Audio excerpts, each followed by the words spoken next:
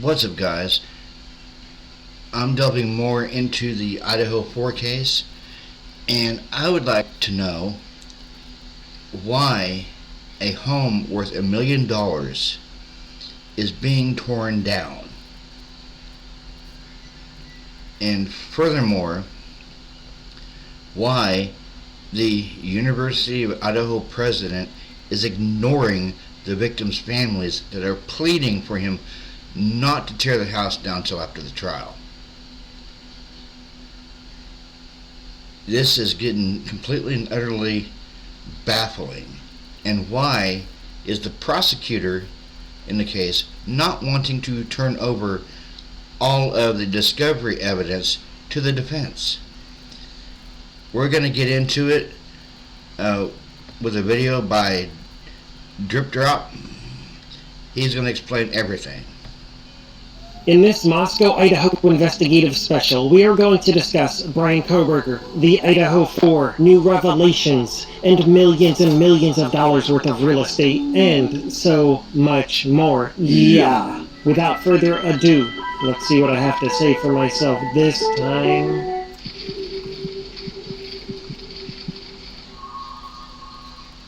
Good evening, ladies and gentlemen, and welcome to Crime Circus. My name's Drip Drop, and I'll be your host as always. On tonight's feature presentation, we are just going to start off with a shout-out. Shout-out to Kay Miller for being an amazing donator lately. OMG. I am so very super thankful for your support. Yeah. Thank you. And a huge shout-out to the Roma Army for your support as well.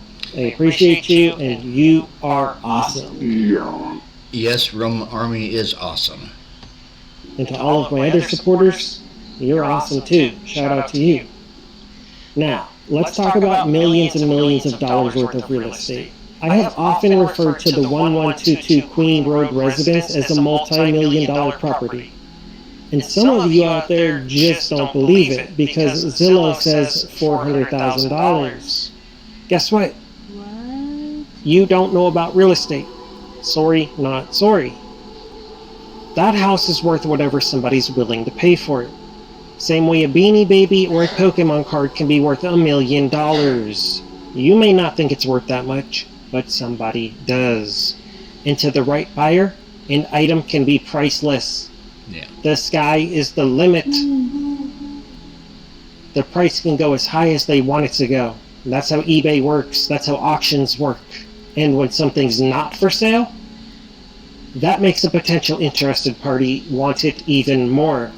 That's human psychology, for those of you that aren't aware, because you want what you can't have. And if you can't have it, you want it even worse.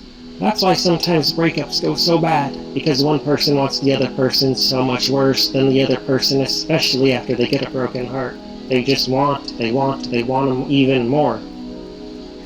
Certainly how Jack DeCourt probably felt after Kaylee broke up with him and was moving to Texas with Murphy, and she was going on her cross-country Europe trip without Jack DeCourt. Yeah. One might think, you might even imagine, that he would want her more than he ever wanted her before they were actually together. And no, ladies and gentlemen, I'm not saying Jack DeCourt did this crime. I'm only giving you an example that to the right interested party, the sky is the limit and there may be no boundaries. So, now that that's partially out of the way, let's get to the good stuff. Let's do some real estate shopping together, because I know you never thought in a million years you would ever do real estate shopping with Drip Drop from Crime Circus. Well, today's the day. Let's check this out. We're going to do a little browsing around Canada here. These prices are in loonies, but they're pretty similar to the USD, so just assume they're USD for all intensive purposes. Look at these millions of dollars worth of shacks right here. Even if you could afford this, would you want to live here? Look at this $1 million home right here. It's got about $3,000 worth of bricks in it. Let's look at the one next to it. This is literally a shed for over $1 million. Look at this thing. It's got stickers in the kitchen for the wall. Those don't even look like real tiles. I think those are stickers. And the dishwasher doesn't even match the oven. And I can't stand mismatched appliances. This is what $1 million gets you. Let's do a little more. Let's move on to the next one. Right here for over $1 million loonies. You can live in this little brick shack with the pointy roof right next to 2 other brick shacks. And you even have a little alleyway. Just like you're in the big city.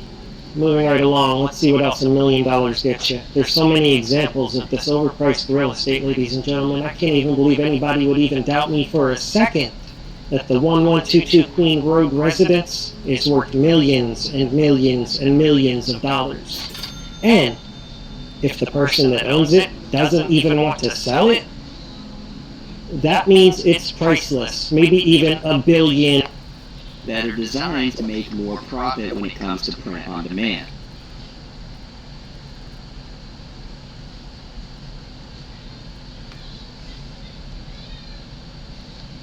And now you can make pro quality designs. Dollars. We're gonna get to where I'm going with this. Stay tuned. I've been browsing real estate for days, weeks, months. I've even been looking on this website for years. And you might be surprised what some of these things actually sell for. When we go to the sold tab, you can see this little brick residence sold for $1 million. And you even get a little tiny garage on the side of it. The type of garage where you can pull in your car and hit the walls when you open the door. Yeah, that kind of garage. As you can see, that's just the going rate, and the sky is the limit. You can find similar looking houses depending on the location for millions of more dollars, because as you know, and as they say, location, location, location. It all depends where your little shack is for how much it's worth, even if it only has $3,000 worth of bricks and $5,000 worth of lumber. Being a homeowner is now a dream for many, and many people would dream that they could spend millions of dollars to live at the 1122 Queen Road residence, but instead, the university feels that it would be better to be demolished. Even though I know there's homeless families out there that would love to live in that house, even non-homeless families too. Heck, I would be personally willing to live in the basement of that house. So if any of you out there would want to be the landlord of that house and you would let me stay in the basement for a reasonable rate, I would very much appreciate that. I just hope I get a good Wi-Fi signal down there underground in the tunnel. So, now that we've done some real estate shopping together, you probably are wondering, so what's the point? Well, some of you are now aware because of my previous videos, which I'll link down below. The University of Idaho president used to live at the crime scene when he was just a boy. His parents owned the home. Boom! And that's just the first boom in this video, ladies and gentlemen. Let's take a look at this Google map here. Let's have a little look-see and see what we've found this time. You can see down to the lower right, that's the crime scene, 1122 Queen Road, as Maddie Mogan told us. Well, the officer actually said Queen Street, and Maddie confirmed, even though the road says road right on the street sign, as seen here. Apparently the police didn't even know that they were on a road versus street, and yes, there is a difference. Also, notice the name of these apartments. Queen Road Apartments. Not Queen Street Apartments and not King Road Apartments. Yeah, anyways. You can see here, that's the crime scene, and if you take a direct, straight shot, follow the line, and you end up at the president's house. The University of Idaho president. Yeah. And as you can see, that is under 1,000 feet away. Oh. That's kind of sus, folks. Why would the University of Idaho president lived less than 1,000 feet from where he grew up with a straight line of sight? Makes you wonder. Oh my god. Oh my god is right. That's exactly what I said to myself too.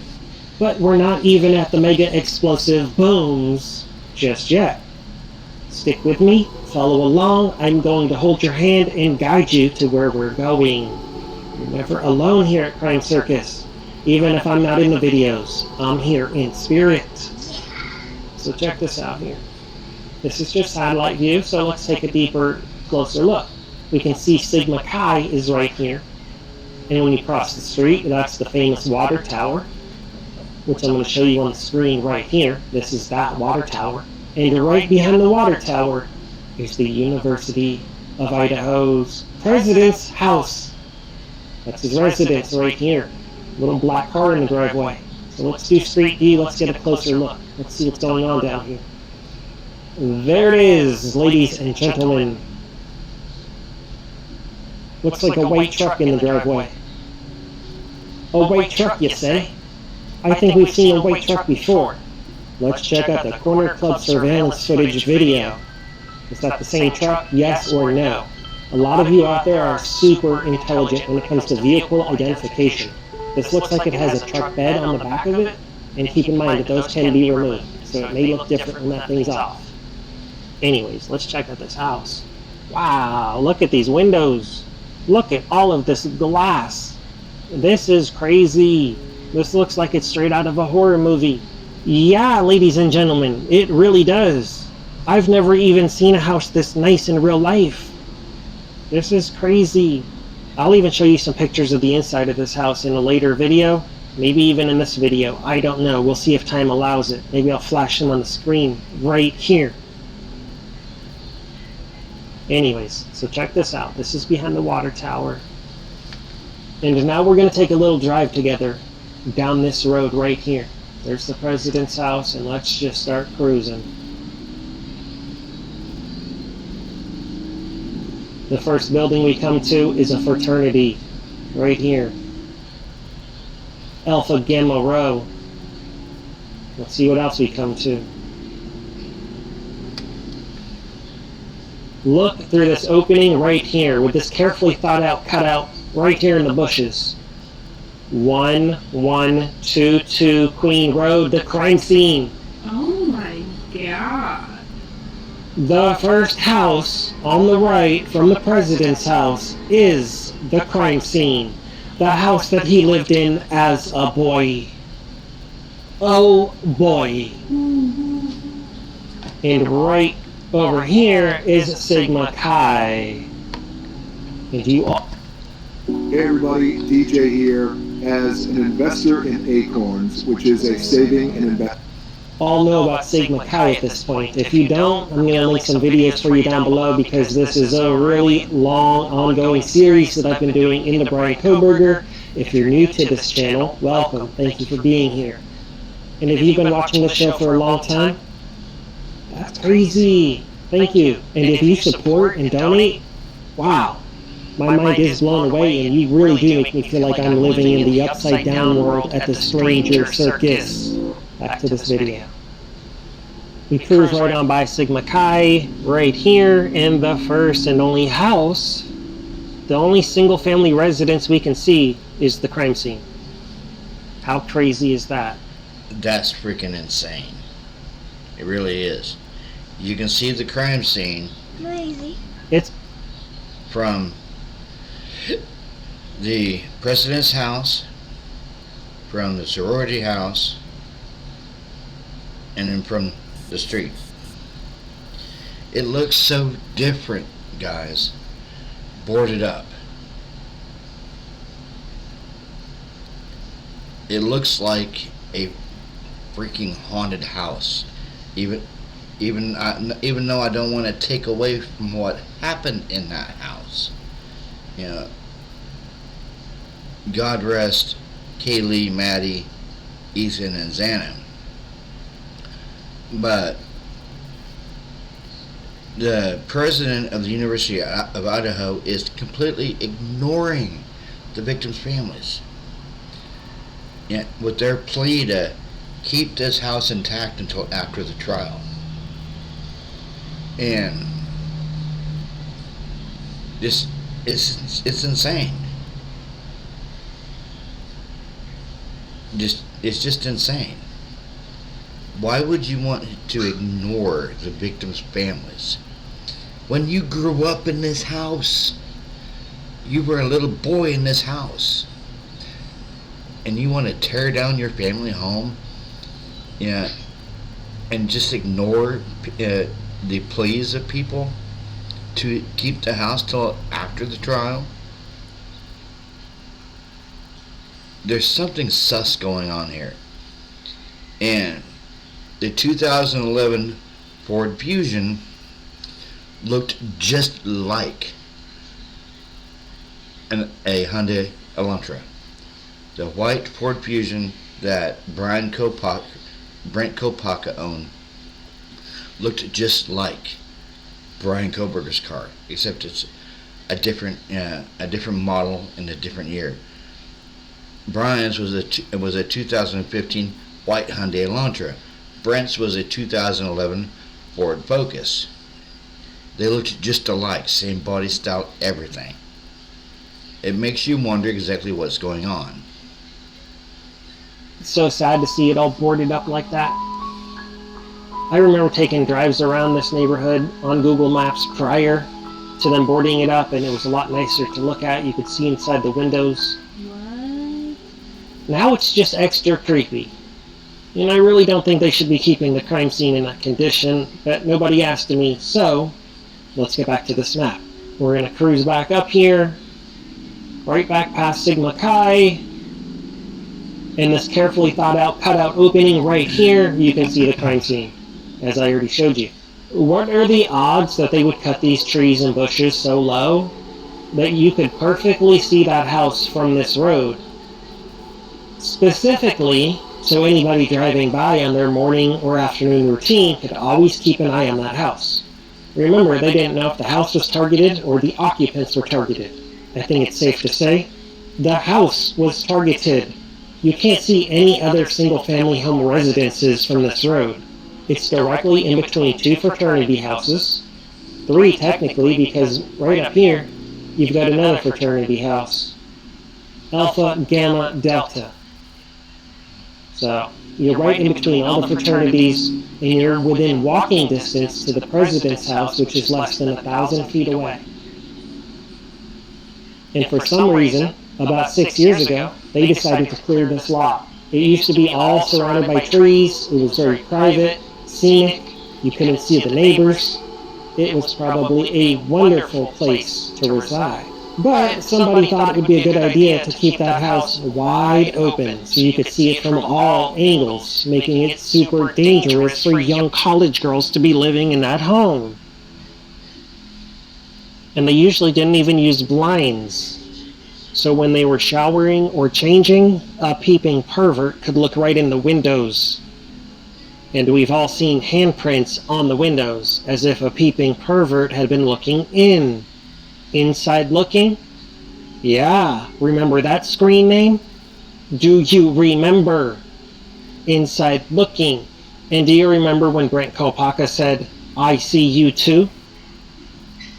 Who did he see, and what kind of weird cryptic stuff was that? And we all saw the reflections in his eyeball. We all saw a little something different, but we know what we saw. Yeah, we do. So this is just super creepy, super alarming to me that there's no other family residences around here. And you can see the water tower up on the hill, right in between the fraternities and the president's house. There it is.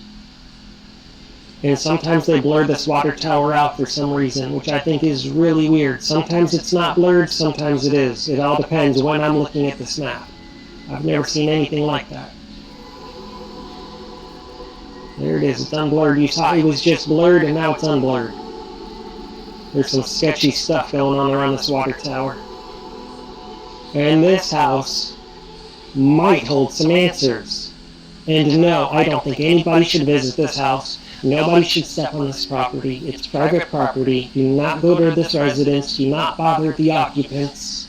And no, I'm not saying the president of the University of Idaho has anything to do with this crime. That man is a multi-billionaire, allegedly, very well connected, And we're just online sleuths investigating. We mean no harm.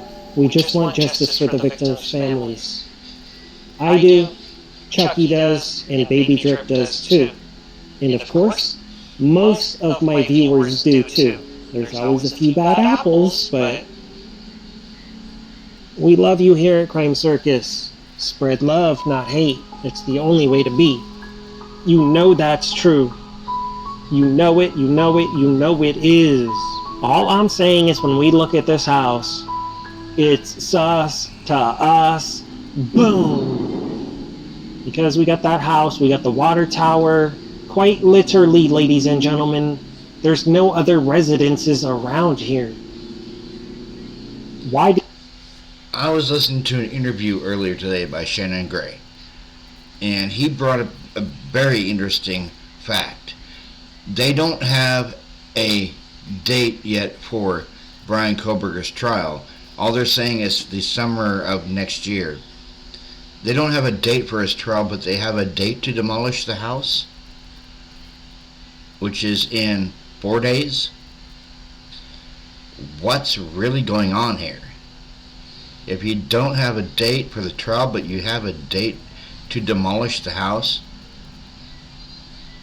what are they trying to hide? It just makes you wonder. What are they trying to hide if they're going to demolish the house in December, but yet they don't have the trial date for Koberger yet? Is there an innocent man sitting in jail right now? I don't know.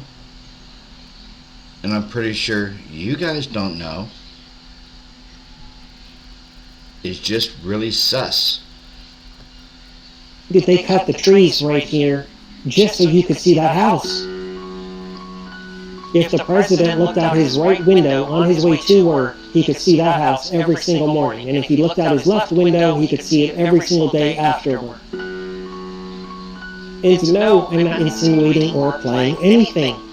We're just investigating. A proper thorough investigation leaves no stones unturned. No. None. Also, keep in mind, if you remember, if you've been following this case since the early days, before there... Shift key is like the world in your pocket. I can work around. There was any suspect, before there was any white car to look for, before we knew anything about anything, this location right here is where they were asking for surveillance footage. This is where they thought the perpetrator fled after the crime. Right around this area. And it makes you wonder, with this house being this nice and it being owned by the university and a very wealthy person living there, you would think this house has a lot of cameras inside and out, highly secured. So, did this security system catch any cars coming to or fro? And right over here, we have a Vandal golf course. Certainly they have a camera. I bet they have really nice cameras at the golf course.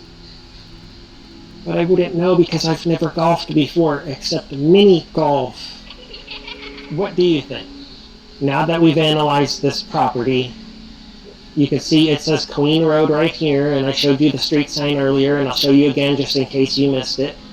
Queen Road, completely different than King Road.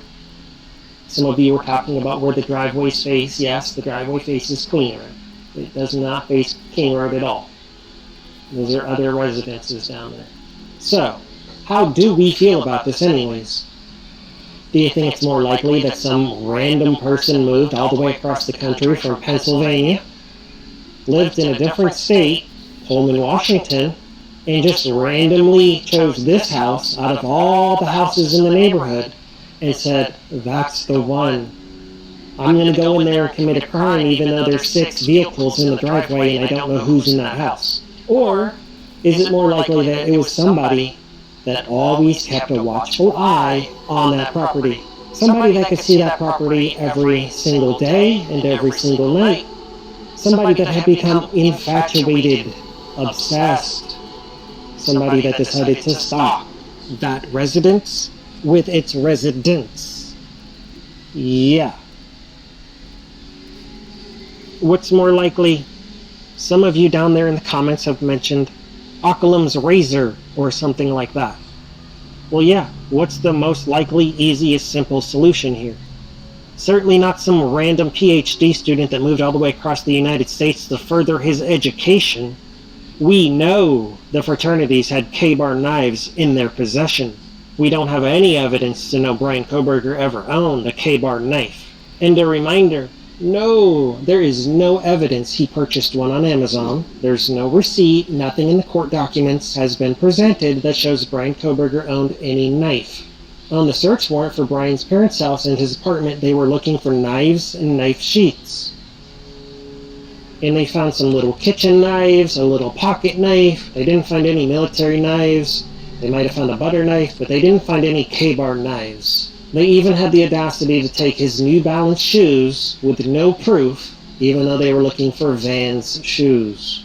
Some people have speculated Brian did this wearing a Dickies overall outfit from Walmart.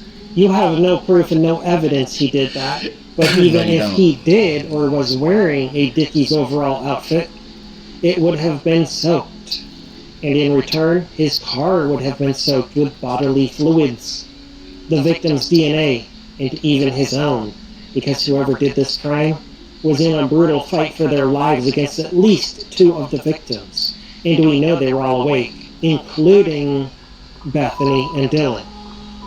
As far as we know and what we've been told, all of the residents in that house were awake.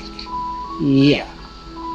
First they lied to us and we were told they passed away peacefully in their sleep, but it later came out that that's not true. They had defensive wounds, and Xana passed away as she was probably kicking his ass. Yeah. Excuse my language. This is a family show. Anyways, to get back to where I was going, that house is worth so much more than $400,000, it would blow your mind. To a billionaire that wants that piece of property that he lived in as a child, how much do you think a billionaire would pay for that property? What if he was willing to pay $20 million, $50 million, but the landlord said no, not for sale? At that point, that house becomes priceless, worth more than you could ever imagine, because different people... Recordings just got better. Hey, it's Dana from StreamYard. I'm so excited to announce that will have different budgets. So trust me, when I say a piece of property is worth millions and millions of dollars, I've done my research and I know what I'm talking about. And this is a guessing show, and this is someone else's fantasy. Thank you for understanding. Anyways, I just want to give a huge shout out to my Patreon.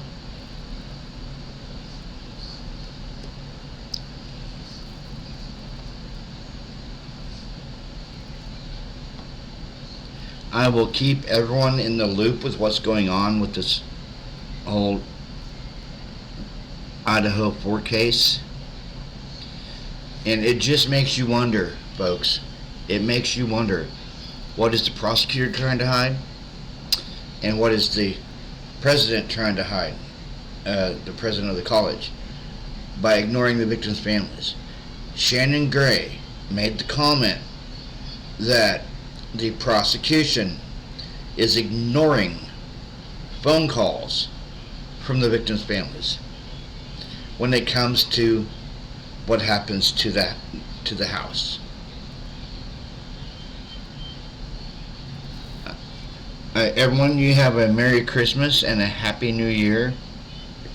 I will keep digging on this case.